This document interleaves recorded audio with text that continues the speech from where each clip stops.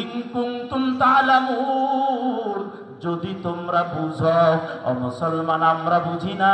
আল্লাহ বলে যালিকুম খায়রুল লাকুম, এটা তোমাদের জন্য উত্তম। সম্পদ আল্লাহর জন্য দিয়ে দাও, ইসলামের জন্য প্রয়োজনে জীবনটাও দিয়ে দাও, এটা তোমাদের জন্য উত্তম যদি তোমরা বুঝো। আমরা বুঝি না, বুঝলো সাহাবায়ে কেরাম। আয়াতের আলোচনা নবী করে, সাহাবী একজন খেজুর খাইতেছে, হঠাৎ খেজুরগুলা জমিনে ফালাইয়া দিছে দৌড়। আমার নবী ডাক দিও, ও সাহাবী, হাতের খেজুর ফালাইয়া কেন দৌড়াও?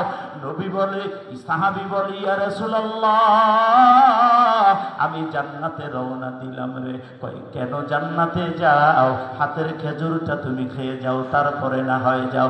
নবী, যেই আয়াত আপনি তেলাওয়াত করছেন গো, আমি খেজুর খাইতে যদি যাই তাহলে জান্নাতে যাইতে আমার দেরি হয়ে যাবে।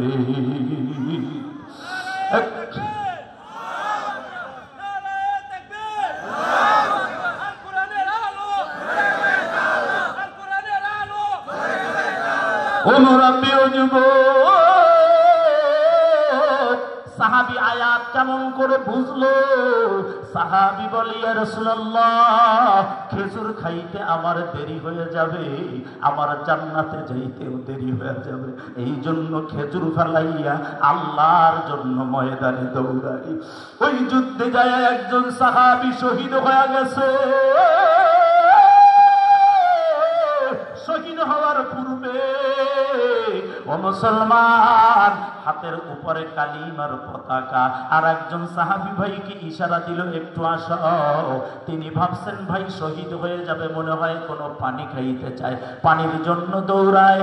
আল্লাহর গোলাম বলে, পানি লাগবে না, আমার কাছে আসো, আমার কলিজার একটা কথা শুনে যাও। পাশে যখন হাজির হয়ে যায়, ও নবীর সাহাবী, শুনো, আমার মৃত্যুর আগেও কালিমার পতাকাটা আমি উঁচু করে রাখছি, আমি জমিনে পড়তে দেই নাই। তোমার চোখে তুমি দেখো, আর কিয়ামতের ময়দানে রে আমার পক্ষে তুমি আল্লাহর কাছে সাক্ষী দিও। আল্লাহু আকবার, জোরে বলে, আরো জোরে বলেন আল্লাহু আকবার। কিয়ামতের ময়দানে সাক্ষী দিও। আল্লাহর জন্য কালিমার পতাকা জমিনে আমি পড়তে দেই নাই, আমার মৃত্যুর আগ মুহূর্ত পর্যন্ত কালিমার পতাকা উঁচু করে ধরছি। যালিকুম খায়রুল লাকুম, এটাই তোমাদের জন্য উত্তম। ইন কুনতুম তা'লামুন, যদি তোমরা বুঝো। ও মুসলমান, বুঝলেন সাহাবীরা? গভীর রাতে মদিনার মসজিদের গল্লি দিয়া কে যেন যায়, হঠাৎ একটা আওয়াজ ভেসে আসতেছে, মদিনার সাহাবীরা রে, দিনের নবী বুঝি উহুদের ময়দানে শহীদ হয়ে গেছে। নবীর একজন সাহাবা,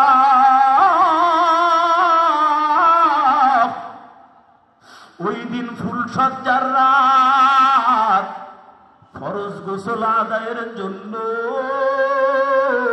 তিনি হাম্মাম খানায় গেলেন গোসল করার জন্য। কানের ভিতরে আওয়াজ পাইয়া আর মাথায় পানি ঢালেন না, দৌড় দিয়ে আসিয়া বিবি কি বলে, ও বিবি, তরবারিটা দে, তরবারি আর ঢালটা কই দে।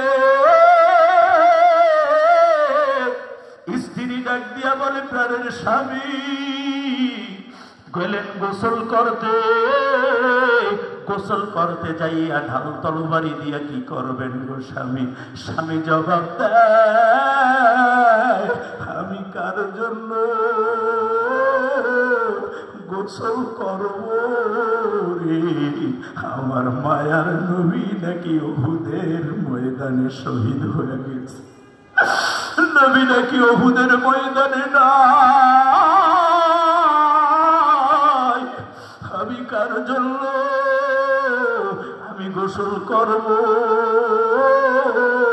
আল্লাহর বান্দা বিবির কাছ থেকে বিদায় নিয়ে উহুদের ময়দানে যায়। বহু সংখ্যক কাফেরকে জমিন ছেড়ে বিদায় দিয়া আল্লাহর গোলাম ও শহীদ হইয়া আল্লাহর কাছে চলে যায়। ওই যুদ্ধে নবীর একটা দান্দান মুবারক শহীদ হয়। লোহার করা নবীর মাথা মুবারকে ঢুকে যায়, রক্তে জমিনটা লাল হয়ে যায়। একজন সাহাবী নবীর কাছে আসিয়া ওই পড়া রক্তগুলো জিহ্বা দিয়া চাটিয়া চাটিয়া খায়। নবী ডাক দিয়া বলে, কি করো? বলি, ইয়া রাসূলুল্লাহ, আপনার রক্ত জমিনকে খাইতে আমি দিব না। নবী বলে, তুই আমার রক্ত খাইলি না তোর উপরে জাহান্নামের আগুন হারাম বানায়া দিবি। নবী অসুস্থ অবস্থায় উম্মতের দরদ।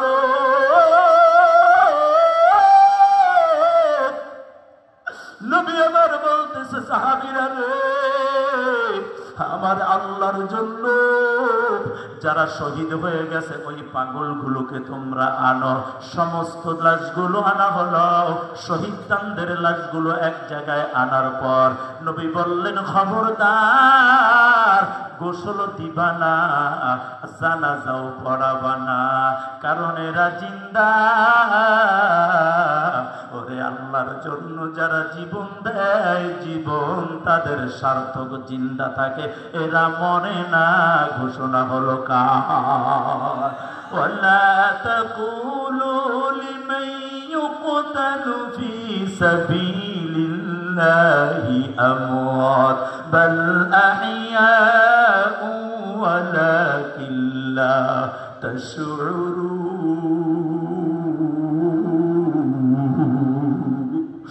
এরা মরে না, এরা জিন্দা। তাহলে এদের জানাজাও লাগবে না, এদের গোসলও লাগবে না। আউলাকে পাগল ভেসে একজন মহিলা দৌড়ায় নবীর কাছে আসিয়া সালাম দিয়া বলে, ইয়া রাসূলুল্লাহ, আপনি সবার গোসল দিবেন না, কিন্তু দেখেন এদের ভিতরে আমার প্রিয় স্বামী নব স্বামী হানজালা আছে কিনা দেখে। আমার স্বামীর গোসল লাগবে। আমার স্বামীর উপরে গোসল ফরজ ছিল। আমার স্বামীর গোসল দেওয়া ছাড়া আমার স্বামীকে দাফনের ব্যবস্থা করবেন না। কোন জায়গায় হানজালার লাশ পাওয়া যায় না। হঠাৎ করে আসমানি আওয়াজ, ও নবী, হানজালার লাশ দুনিয়ায় খুঁজে পাওয়া যাবে না। আল্লাহর জন্য ফরজ গোসল ছেড়ে দিয়া যে জীবন দেয়, দুনিয়ার সাধারণ পানি দিয়া তার গোসল হবে না। সরাসরি জান্নাতের পানি দিয়া গোসল যিনি করবে তিনি কে? কান্দিয়া কুলো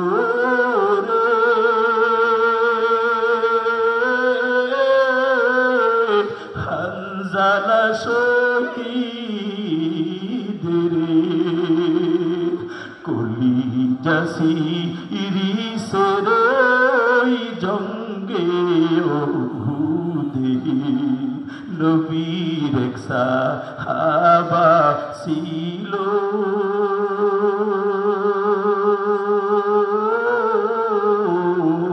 হানজালা নামেতে তিনি শহীদ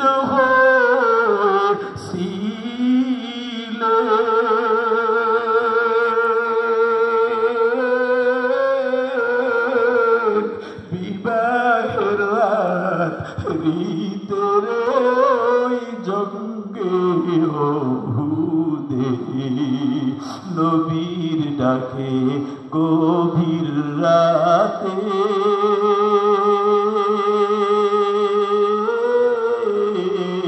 কহেন বিবির তরে, বিয়ের রাতের চোরসি রানে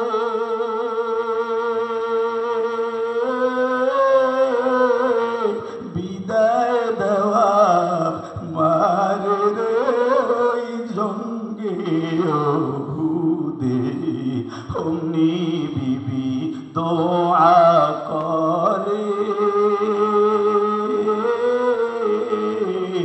আল্লাহর দরবারে বিয়ের রাতে নব স্বামী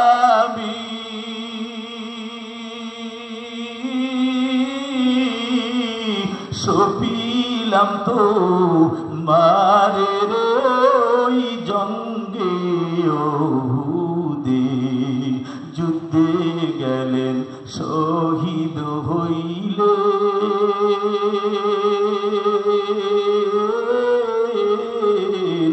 নাপাক হালাতে নবী যেন সাহাবী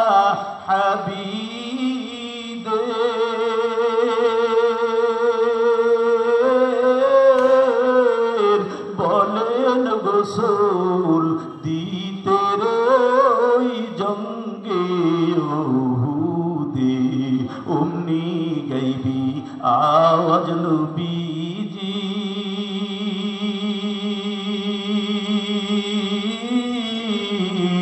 শুনিতে পাইলে হানজালার গোসল হইবে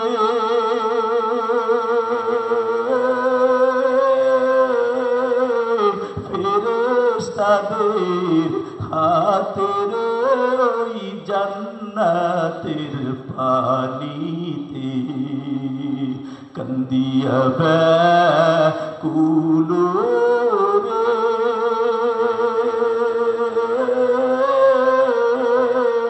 হানজালা শহীদ কলিজা শিরিষের ওই জঙ্গে ওহুদে আল্লাহু আকবার জন্য আল্লাহ বলে তুমিনুনা বিল্লাহি ওয়া রাসূলিহি ওয়া